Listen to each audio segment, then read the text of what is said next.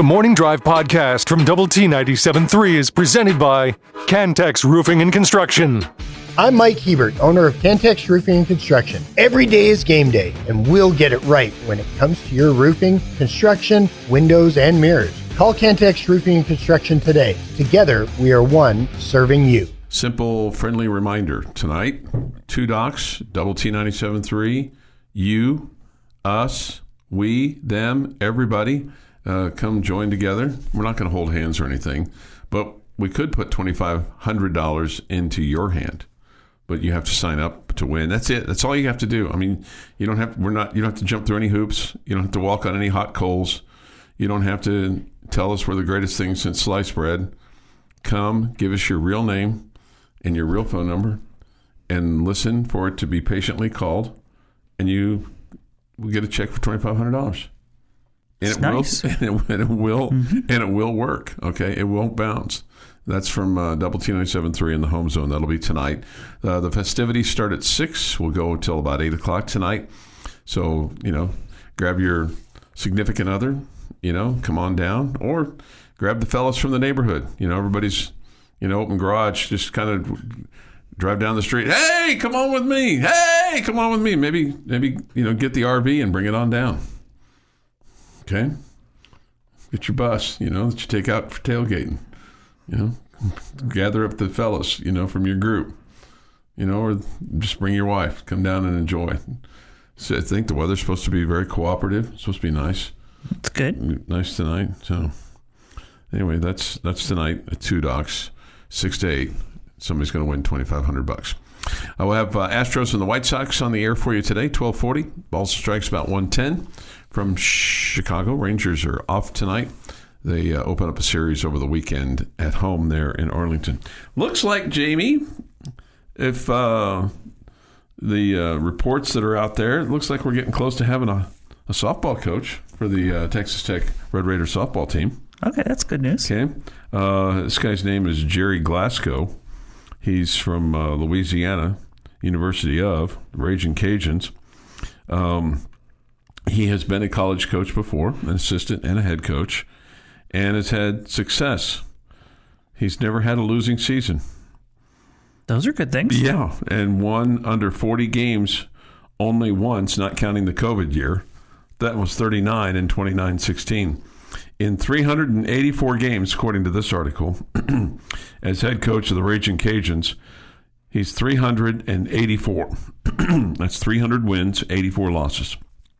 He also, in the past, has been the head coach of a professional team, the National Pro Fast Pitch League, otherwise known as the NPF, and he won the league championship 3 times, 2014, 2017, and 2019.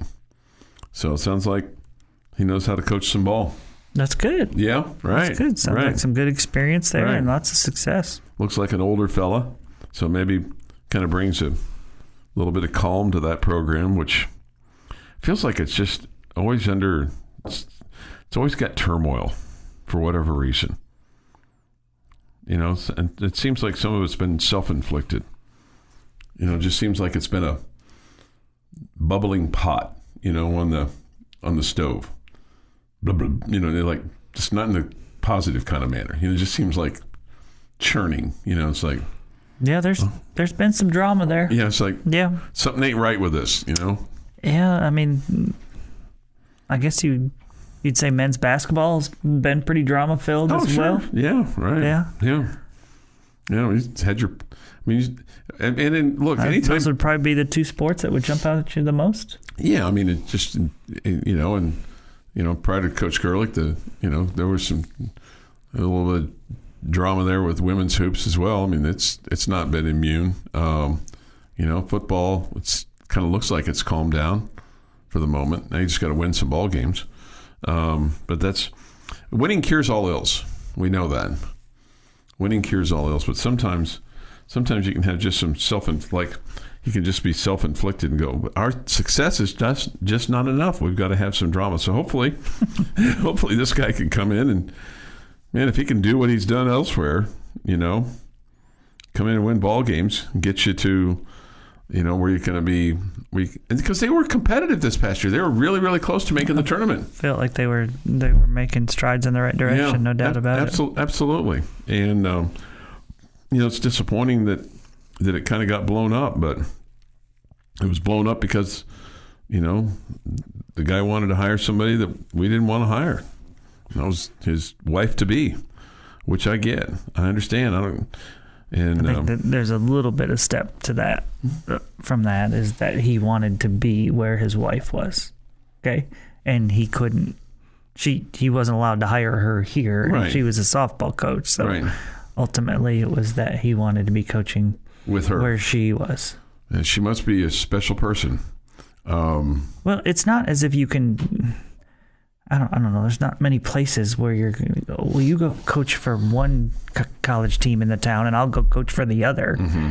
It's like you got to be on the same staff or you're not going to be together at all. It almost make me wonder. It's like, and this is probably not the right thing to say, but it's almost like if you just met her at a cocktail party or something. It's like, so what do you do? Oh, I'm a softball coach. Ooh, okay. I'm a softball coach too. Maybe I should go see what the gal at the next stool does. Oh, I'm an attorney. I'm an accountant.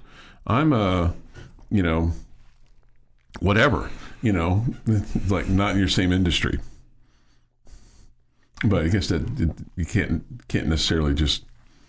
To each their own. What you're attracted to or interested in, or find a connection with whatever. Yeah, common denominator. I do not think I would find any attraction to a radio sports talk host. No. I think I'm right there in the same boat with you. It's like, no, you have to be pretty special.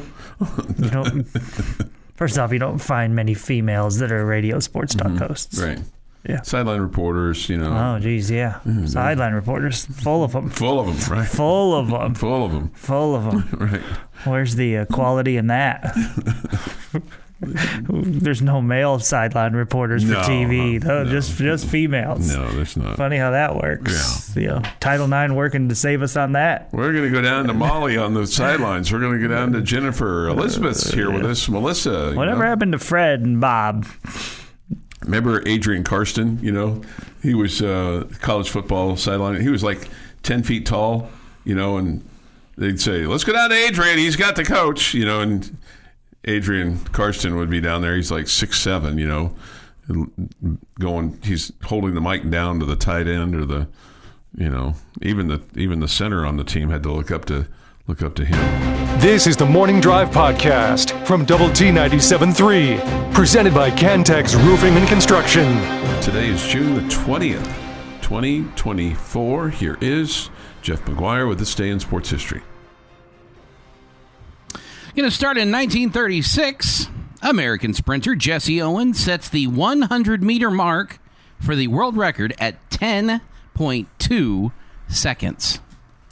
For those of you wondering, yes, that is still considered flying. Yes, no doubt.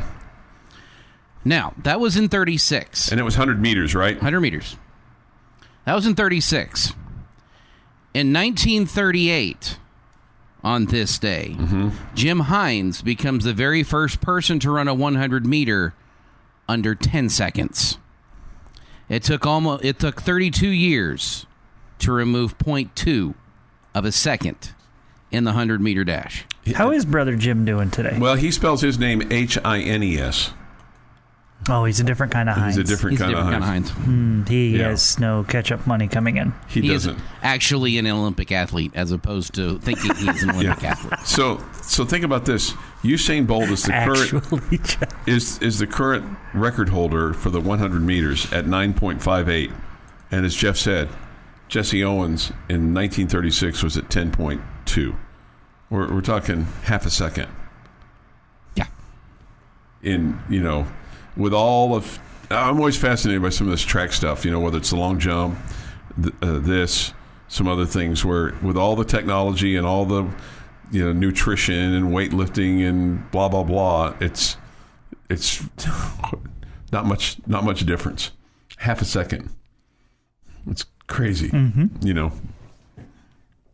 There was a video on Twitter I saw of, I think it's Jesse Owens and Usain Bolt and somebody else. Yes. Maybe it's Carl Lewis. Where it's what it would look like if all three of them raced their world record race against each other. Jesse Owens almost falls off the screen compared to Usain Bolt. When we're so used to it being such a tight race every single time it's run. 1970, Oriole Brooks Robinson gets his 2,000th career hit. This one, a 3-run Jimmy Jack.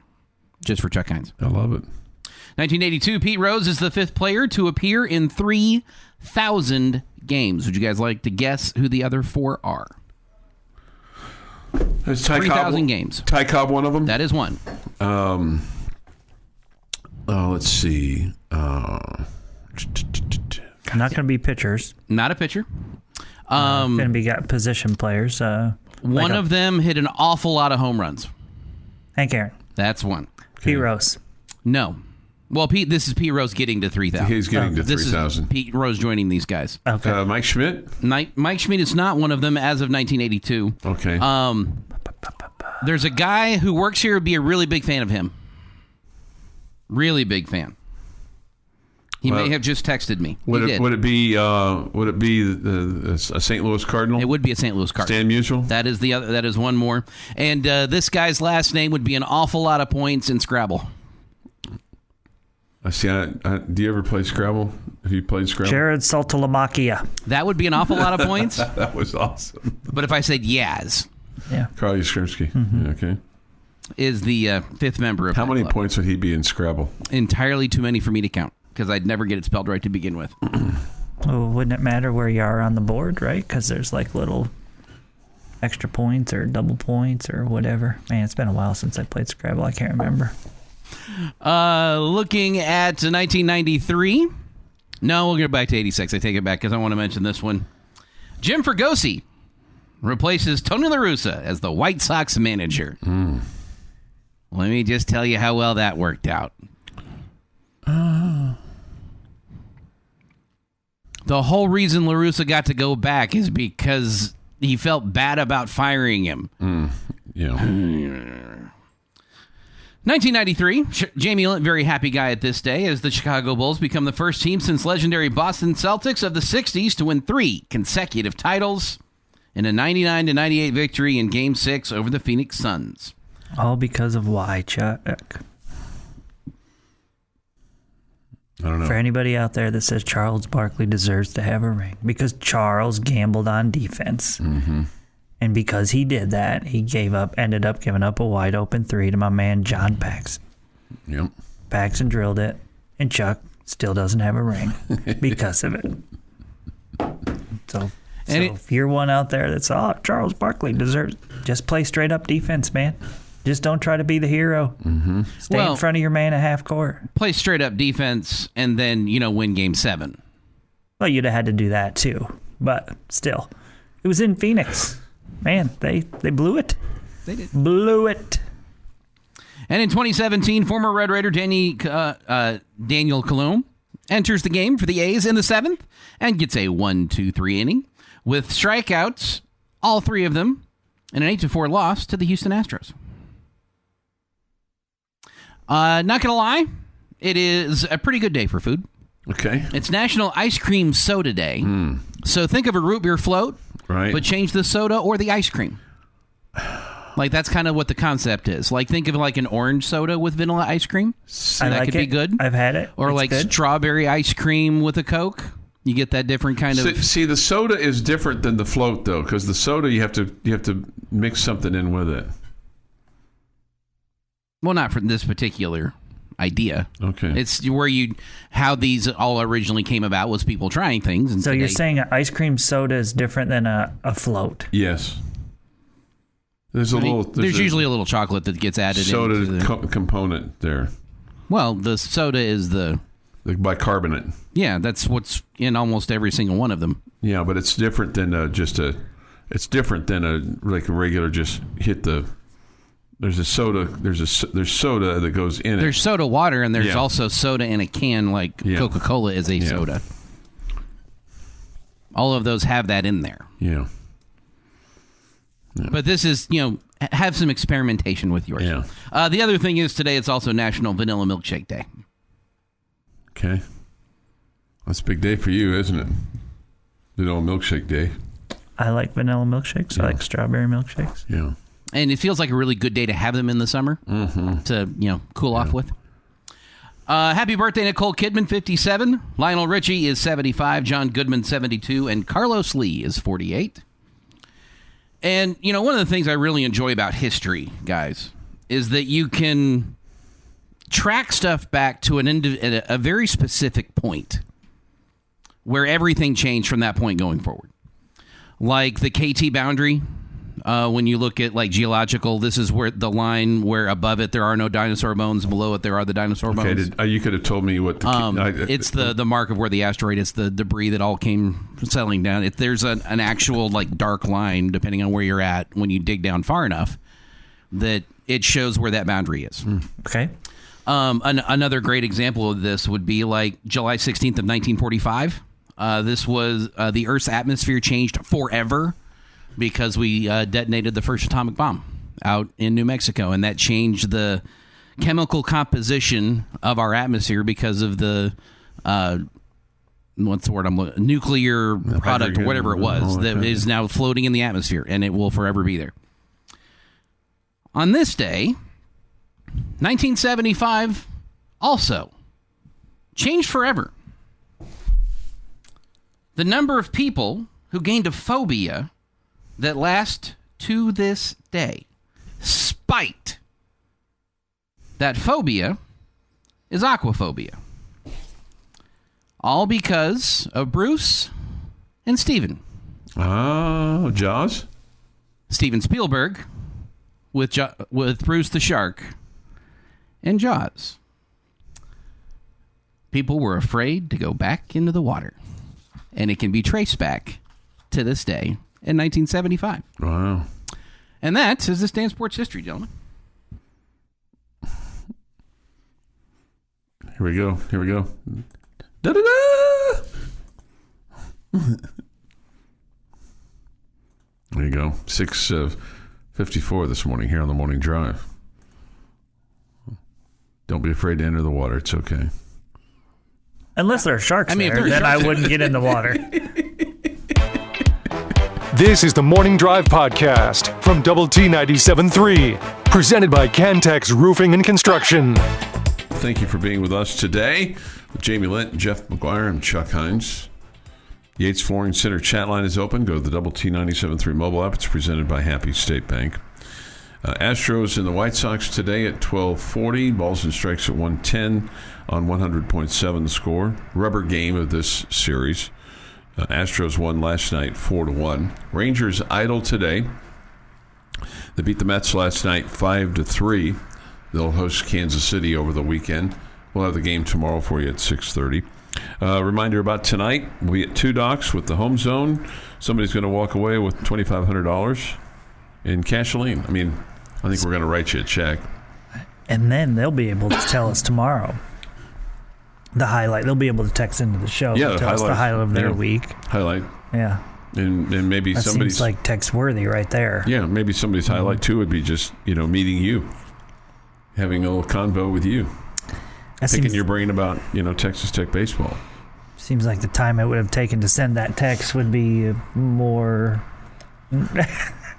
It would have been worth more than the meeting with me. Yeah, sure. I don't know. A picture with you holding the check, man, that'd be enough just to end it right there. Just.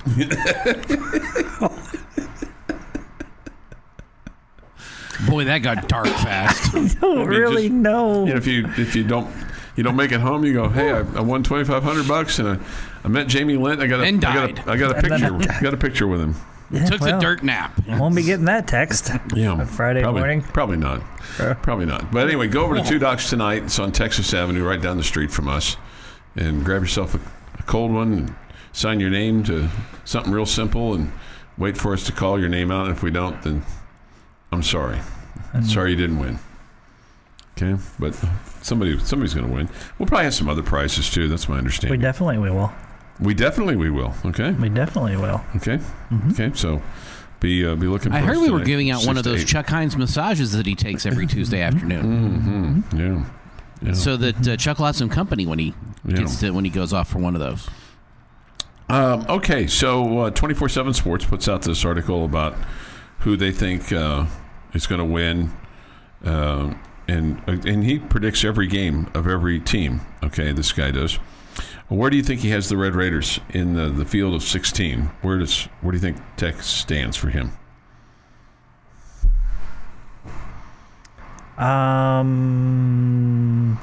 Just going off of where other people have picked the Red Raiders, I'm going to say 8th. Yes, that's exactly right. Correct. Okay. He has Tech finishing at 8-4, 5-4 in the Big 12. He has the Red Raiders defeating Abilene Christian, Washington State, North Texas, Arizona State, Cincinnati. So that's 1, 2, 3, 4, 5. Before losing at Arizona. That'll be disappointing. Then beating Baylor. Yay. And then he has Tech losing at TCU. Yeah. And losing at home to Colorado. And then losing on the road to Oklahoma State, but finishing strong to beat West Virginia at home. And that gives us a 8-4? 8-4 record, 5-4 in the Big 12, which would be 3 straight years of a winning record in the Big 12. Okay. So he had us winning at Iowa State. That's correct. But losing at home to Colorado. That's correct. He's seen how well we've played Colorado in the past. Right. Whether it's there or here. Yeah. Man, I don't like that. I mean, because 2 of the games that I'd really like to win, he has you losing.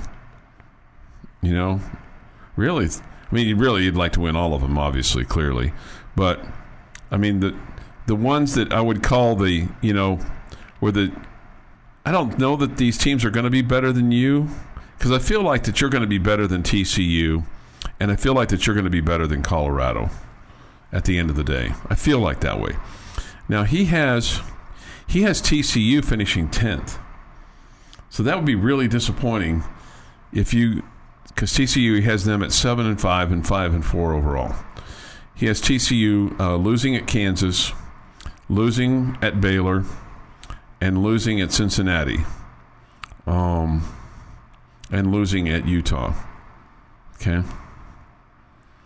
He has them beating Oklahoma State. He has them beating Arizona. Wow. Those are 2 big wins. Yeah, I mean, boy, if you're TCU and you beat Oklahoma State and you beat Arizona and you beat the hated Red Raiders. And you lose at Cincinnati to finish your season, that's going to be disappointing for them.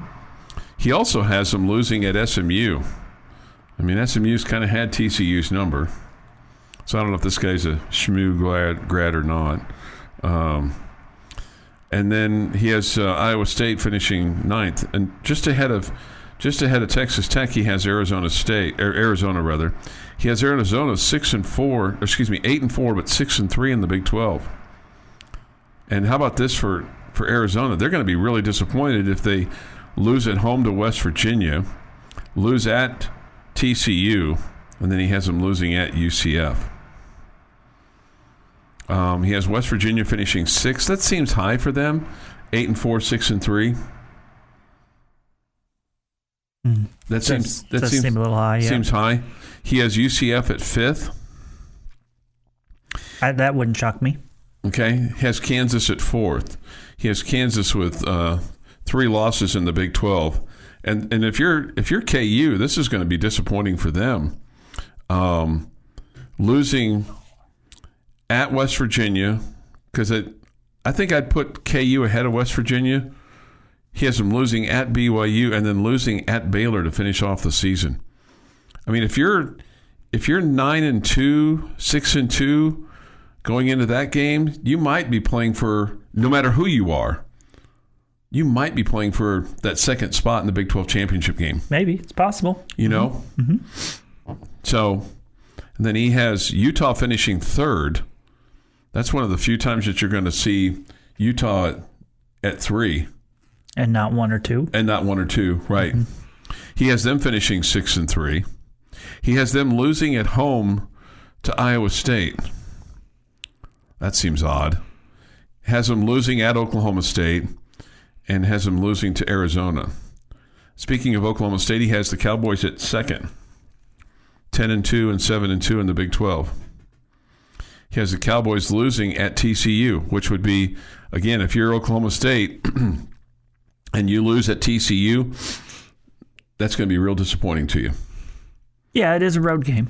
It is, but I mean, it's you would think, given their proximity to Fort Worth, that there'd be a lot of Oklahoma State fans there. If they'll allow them to buy tickets. Yes. Yeah, right. Just what you're describing. I mean, you've gone all the way back from TCU to 10 to Oklahoma State at 2, and you've gone 4-5 to just 6-3, which really there's not much difference there, right? Right. And so again, losing on the road to a team that's maybe not quite as good as you, but not much worse than you, obviously the home field advantage makes a big difference. Then he has K-State winning it all, 10-2 and 7-2. He has K-State losing to Kansas, which, I mean, even though that game will be in Kansas City at Arrowhead. So, and I'll just say this: there'll be more K-State fans than KU fans there, because Kansas City is more of a K-State football town than it is a KU football town. And he has them losing at West Virginia. That'll be real disappointing. That would be shocking to me if K-State lost to West Virginia, I think. Especially late in the season. Well, it's in the middle of the season. They've got 1, 2, 3, 4, 5. Yeah, so it's about the middle of the season. Mm-hmm.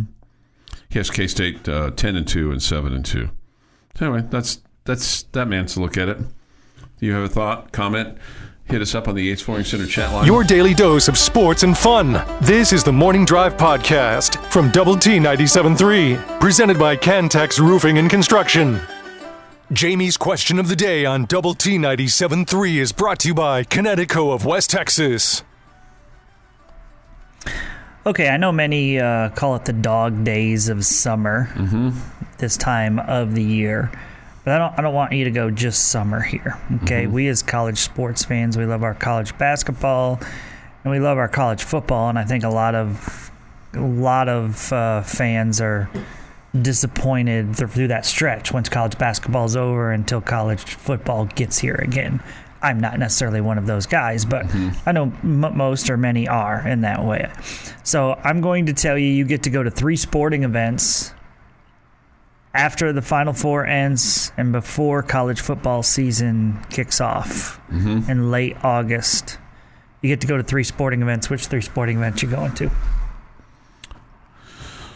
I'm going to the I've been to 2 of them, and I don't think they get old. I'm going to the All-Star game, Major League Baseball All-Star game.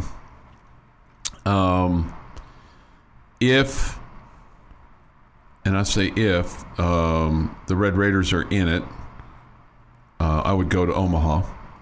I think I would like, at this point in time, I'd like to go for more than one game. I've just seen one game. I'd like to go because I think the tailgating and what's going on before and just the atmosphere. I like being around those atmospheres. Does that qualify, or am I okay there, or is that after? It's a sporting event. Okay, but I mean it's after college basketball, so that was your qualifier. I'm going to give you 2 more. Indianapolis 500, and I'd like to go to a Kentucky Derby. I think that would be fun one time. Okay. Do we want this an every year event? I would love to go to the Summer Olympics, but that's only every 4 years. So I don't know if that counts for this particular conversation. I would probably go to the more of the aquatic stuff just because of the background that I have in it. But I also feel like if you go to the Olympics and don't see something in the track and field arena, you've missed a golden opportunity. I'd love to go to an Olympics. That's a great point. but it's also not every year. And I don't know that I'd want to go to the American Games or those others. It'd be Olympics or bust. I guess spring training's technically after. Well, I guess that would be late March, early April. So yeah, I'd go to a spring training session. I feel like that would be an awful lot of fun. Just to see all of that baseball all together. Yeah, spring training it ends before Final Four. Yeah, I guess it does, doesn't it? Let's see. Then we've got training camp. I'll go out to Oxnard and see the Cowboys. Oh boy! If you were going as a fan, it's a different. Go watch football practice. Okay, going as a fan is a different experience than having to go cover it. But to see all of that would be cool once. I would not want to go watch the Red Raider football team practice for 2 weeks. I'm not saying I'd be out there for 2 weeks. 3-4 days. 6 weeks, whatever. Let's see what else. And this is kind of tough. The All-Star Game's a good answer. I can also just watch that on TV. Like, it'd be cool to see all of those guys together at one field. I hate to steal one from Chuck like that. It's not stealing. It's just your opinion. No, what are the 3 events? I mean, you've listed off 14 things now. What were your 3? Olympics, training camp, and I'll say All-Star Game. Home run derby. We'll do it that way. I'd like to go see a home run derby. That'd be awesome. Okay. Number 3 on my list would be number 1 if the Red Raiders, but number 3 would be Omaha. If the Red Raiders are in it, that would jump to number 1. Number 2 on my list would definitely be going to the Major League Baseball All-Star Game. I think that would be pretty cool to see that many great players all together at once on the baseball diamond. And number 1 for me would be Wimbledon. Wimbledon. Yeah. That's a good one. Mm-hmm. I regret that I left out that I forgot about the Olympics, but like Jeff said, that's every 4 years. But I don't care if it's in the States or wherever it is. I want to go to an Olympics. I think it'd be cooler to go to an Olympics that's out of the country than in the country. I'm surprised neither one of you guys picked the Masters. Yeah, and Masters would be. Somebody says that on the chat line. I would like to go to a Masters. I would as well. I would. I feel like it would be a waste if I went where someone else who lives and breathes and dies with golf I'd be taking their spot, which is why I don't hate the Masters. I'm not but like I'm not a golf fan. It'd be wasted on me. I'd love to and my understanding is, and you'd love this. I mean, I think I could do it today, but there's the walking and the hills that you don't see on TV. It's a lot harder than to maneuver around the Masters than what you see on TV. I think that I would enjoy the course and just the look of everything, and the style of the way they do things more than the actual golf. Yeah, no, I think I would be the same way. I mean, because it's really, I had a buddy of mine that used to go to the Masters to cover it, and I would talk to him about it, and he's like, hey, I really don't follow the golfers. Really, what I have to do is I have to stay in the tent and watch it. That's the only way I can really cover it. Mm-hmm. There was a player that he was covering, but the bottom line was it was kind of hard to follow just because you're trying to do your job, and it's easier to do that from the tent than it is to go out there. Somebody says Masters 1, Kentucky Derby 2, World Cup 3, Summer Olympics, NCAA Track and Field Championship, and then the Masters, UCI Mountain Bike World Cup, Tour de France, and the Masters. Yeah, I think the Tour de France would be, or Tour de France, depending on how you want to say it. The only problem with that one would be, it'd be like stand around all day for everybody to drive past you in 10 seconds. Yeah, I think that would be incredibly boring. I don't know how you take that in a fun way. I'd want to be at the end. I'd want to be at the end of the race. Yeah, and nobody says Tour de France unless they're just trying to be goofy. Okay, Tour de France? Yes. Tour de France. You can be as American as you can possibly be, and you say Tour de France. Tour de France. Yeah. Tour de France. You don't say Tour de France. Tour de France. Just sounds like you're trying to be goofy. Oh, I wasn't trying to be goofy. And I realize there's times when I sound like it and I'm not trying to be, and then there's times I'm trying to be and I'm not. That was one of those ones I was not trying to be goofy. The Morning Drive podcast from Double T 97.3 is presented by Cantex Roofing and Construction. Good morning, hour 3 of 3, an hour from now. End of the bench on 100.7 The Score. Dan Patrick here on Double T 97.3. So best of both worlds. You can choose your world as best you can. With Jamie Lent, Jeff McGuire, I'm Chuck Heinz. Come to you this morning from the First United Bank studio. And take your thoughts, comments on the Yates Flooring Center chat line, also the Visual Edge IT hotline. That number is 806-771-0973. No College World Series today. I bet you the folks in Omaha are going, we got 2 days without baseball here. We got an empty park. But the zoo will be full because there'll be a lot of fans that will go to the various sites there in Omaha. Yeah, I was going to say the city probably hates it, but the city probably loves it. I mean, with all the businesses. Sure. But at the same time, the folks at the ballpark and concessions and all that, that's probably not their ideal for them. They were hoping to have at least one game today. Do you like this format of kind of how it works out with the championship series being played over the weekend? And, even though you've got these 2 days of idleness here today and tomorrow?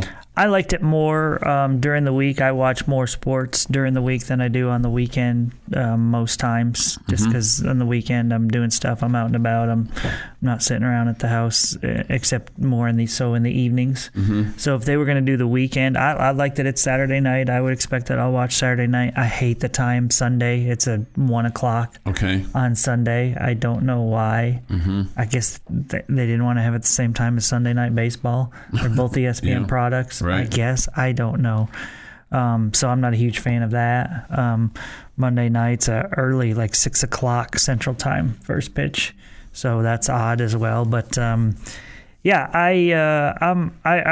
think I liked it better Monday, Tuesday, Wednesday. But I'm not been out of shape over it. I mean, if the Red Raiders were there, we'd be dying to get to it. So sure. I mean, we'd say, hey, play it on. Name the day of the week you want to start. 2 in the morning. Let's go. Let's go. One thing I like about this format is that you get your Friday, Saturday, Sunday rotation for the weekend. It feels like it gets you a better opportunity to get what you saw of college baseball season. Yes, that's the one thing about, and I don't really have an answer on how to fix this or whatever. But like, for example, I mean, you've seen guys over the last 2 or 3 days that are starting games on the mound that haven't pitched the entire postseason, haven't thrown for 3 weeks. So not only are they not their normal starters, but they're not even like key bullpen arms or whatever. And so the poor kid from Florida last night, I felt for him. He starts the game, and I did get one out, but walked for the first 5 hitters. Okay? And he's going to... I mean, it's one thing to get hit around, but he couldn't throw strikes. The moment was too big. He hadn't thrown and whatever. And he's got to go over there and now sit on the bench and wear that, and may never have the opportunity again to pitch in Omaha, and that he's going to always remember that. And so it's got to be hard when you're not pitching a lot. And then, hey, you're in this key spot. Keep our season alive there, guy with a 6.45 ERA. And so you're getting to the point where it's not best on best. And that's why it's so incredibly important to have so much depth in your pitching staff if you're going to win there. Yeah. And I really don't have a better way to do it unless they spread it out a little bit more. And even then, that's just really difficult to do. I mean, here we are complaining at the NBA Finals of spreading it out too much. Yeah. But in the early rounds, you play one day, you get the next day off. But once you get to Wednesday, then you're having to play Thursday. And for Florida, it turned out they had to play twice yesterday. I mean, it's really sets it up for, it's nearly, I don't want to say impossible, but it's really, really hard if you don't go 2-0 over the first 2 games to win this thing. I think the broadcasters said early on the first day, maybe it was the second day they said it, that nobody who had ever won the College World Series hadn't gone 2-0. Like everybody that had won was 2-0 since the format change. I don't know if that's right or wrong. I believe you, Jeff. I can't specifically come up with an example of somebody that didn't go 2-0 that did it, so it's believable to me. It's just really, really hard. I mean, you can come back after losing one of your first 2 games at a regional, but to do it in Omaha is really difficult. Yeah. So, I mean, Tennessee and I mean, for example, so how many games last night Texas A&M was using their 3rd starter while Florida was on to number 5. And Florida had benefited from earlier in the day of winning a laugher over Kentucky, so they didn't have to use some of their guys. Some of their best arms. Yeah, right. And then and when I was listening yesterday, they were talking about trying to figure out who was going to pitch in that night game or that afternoon game or whatever it was against Tennessee. And they're like, well, maybe they'll do, bullpen by committee, because then they were going to have their stud guy available to pitch for the right to go to, the finals if it had gone the extra game.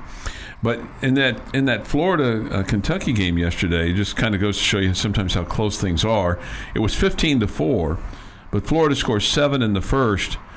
But there was a check swing that wasn't called. It wasn't called a strike. That would have been the 3rd out of the inning. And then after that, it was the guy hit a grand slam, or they gave up a grand slam. So it just kind of shows you sometimes. Yeah, and there was a big check swing earlier in the series in the opening games. Who was that? Was it? I can't even remember who it was now, but that would have ended. I think it was Florida State and Tennessee game, the first one. That would have ended. Because remember, Tennessee scored 4 in the 9th to win it, and they thought they had the 3rd out on a check swing, and it looked really, really close. Really could have gone either way. They didn't get it, and then Tennessee scored the 4 in the 9th and came back and won. Yeah. 8:08 this morning here on the morning drive. So no World Series of baseball today or tomorrow. You have to wait till the weekend. We'll have the game for you Saturday night. We'll have it at 6:15 on 100.7 The Score. That's after the Astros and the Orioles on Saturday afternoon on 100.7 The Score. This has been the Morning Drive Podcast, presented by Cantex Roofing and Construction. Check out our library of Double T 97.3 podcasts at doublet97.3.com.